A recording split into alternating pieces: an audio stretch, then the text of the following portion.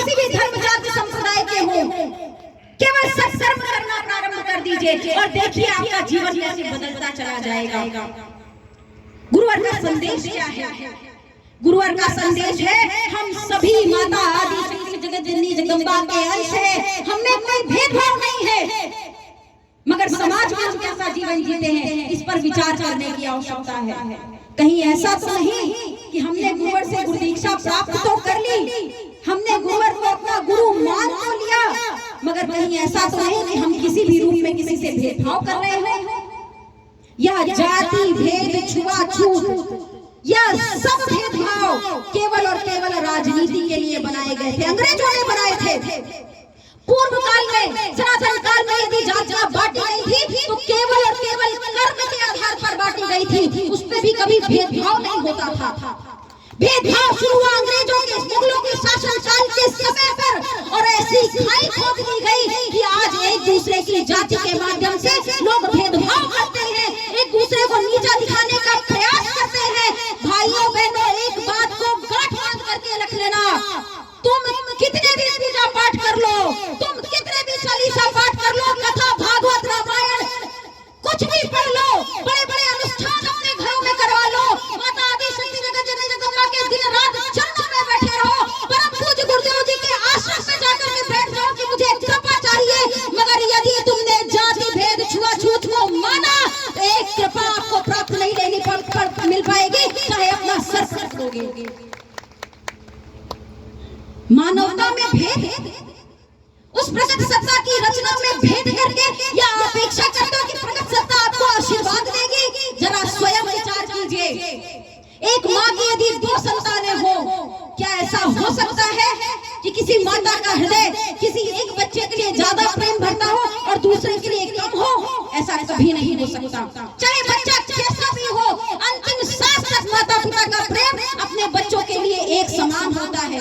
वह दुखी हो सकते हैं कार्य प्रणाली से, वह उनसे अलग हो सकते हैं दुखी होकर के, मगर प्रेम उनका कभी नष्ट नहीं हो पाएगा। और यदि उन पर आपने भेदभाव कर दिया तो माता पिता का आशीर्वाद कभी प्राप्त नहीं हो पाएगा। मानव होकर के मानवता के साथ भेद करना यह इस धरा का सबसे बड़ा अपराध है, और इसी अपराध से आपको बचाने के लिए परम पूज्य गुरुदेव जी ने कहा कि सभी जाति भेद भुला दो, हम मानव है। एक साथ बैठ करके जब माँ की आराधना करोगे, एक साथ मिल करके जब समाज में परिवर्तन का कार्य करोगे, तब माँ की कृपा भी प्राप्त होगी और मेरी कृपा आशीर्वाद भी तुम्हारे साथ। गुरुवर ने कहा कि समाज सेवा के लिए अपना जीवन धारण करो, तो कहीं ऐसा तो नहीं कि किसी को हमारी सहायता की आवश्यकता है और हम बगल से निकल जाएं, हम उसका साथ भी ना दें। कहीं ऐसा तो नहीं कि कोई हमें अपनी मदद के लिए पुकार रहा हो, हम हर मुंह फेर करके चले जाएं। सदैव याद रखिए, किसी की सहायता के लिए यदि आप अपने 2 हाथ आगे बढ़ाएंगे तो प्रकट सत्ता जब आपको आवश्यकता पड़ेगी 10 हाथ आपकी सहायता के लिए अपने आप भेज देगी। सब कुछ कर्मों का खेल है, यदि इस बात को समझ जाओगे तो दर दर भटकना भूल जाओगे। और यही बात गुरुदेव जी आपको समझाना चाहते हैं कि मत भटको, तंत्र मंत्र के चक्कर में मत पड़ो, हो सकता है ठगे जाओगे, पर्चा बनवाने के चक्कर में मत पड़ो, हो सकता है ठगे जाओगे, किसी और के चक्कर में मत भागो, हो सकता है वो आपका आपकी भावनाओं का शोषण कर ले। विचार करो, स्वयं साधना करो, अपने जीवन में परिवर्तन लाओ, अपने बच्चों को सद्मार्ग पर बढ़ाओ और फिर देखो कैसे तुम्हारे जीवन में परिवर्तन आता है, तुम्हारे परिवार के जीवन में परिवर्तन आता है।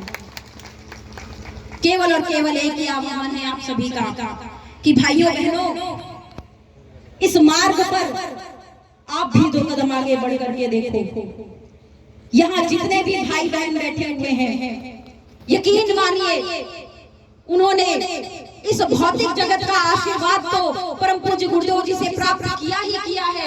हजारों भाई बहन ऐसे बैठे हैं यहाँ पर जो पहले बहुत नशा करते थे, नशा छोड़ करके आज अपना नशा छोड़ ही दिया, दूसरों का भी नशा छुड़ाने में लगे हुए हैं। बहुत से ऐसे भाई बहन बैठे हुए हैं जो जाने कितनी गंभीर बीमारियों से पीड़ित थे, मगर नशा छोड़ करके माँ गुरुवर के चरणों का जब से लाभ प्राप्त किया, उनकी समस्याएं धीरे धीरे करके दूर हो गई।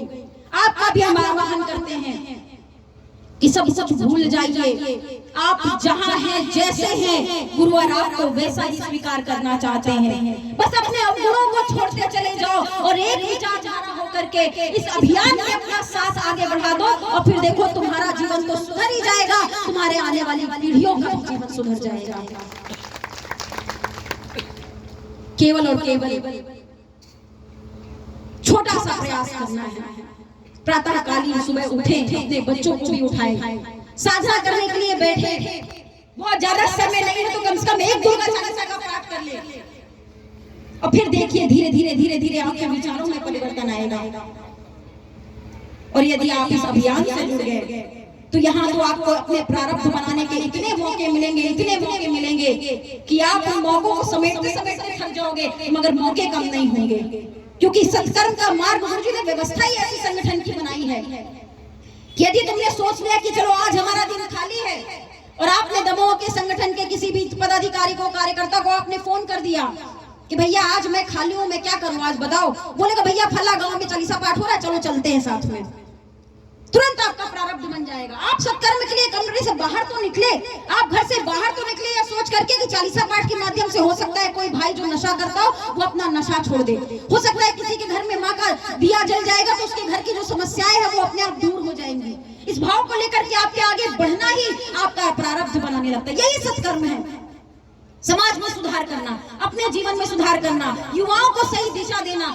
आज का युवा सबसे ज्यादा भटकाव के रास्ते पर बढ़ रहा है। मैं अपने युवा भाइयों बहनों को भी संदेश देना चाहूंगी, पढ़िए, मेहनत कीजिए, प्रयास कीजिए कि अच्छी नौकरी लग सके, अच्छे काम कर सके, हर चीज का प्रयास कीजिए। मगर मेरे भाइयों बहनों एक चीज सदैव याद रखिए कि इस भौतिकतावाद की दौड़ के चक्कर में अपना धर्म कभी मत खो देना। इस भौतिकतावाद की दौड़ के चक्कर में अपने धर्म से भटक मत जाना। थोड़ा सा समय निकाल करके साधना करने के लिए बैठना और कभी भी भूल से नशा की तरफ मत बढ़ना, कभी भी भूल से चरित्रहीनता की तरफ मत बढ़ना, क्योंकि यह दो रास्ते हैं जो आपको कभी आगे बढ़ने नहीं ले देंगे या आपको हमेशा पतन के मार्ग पर लेकर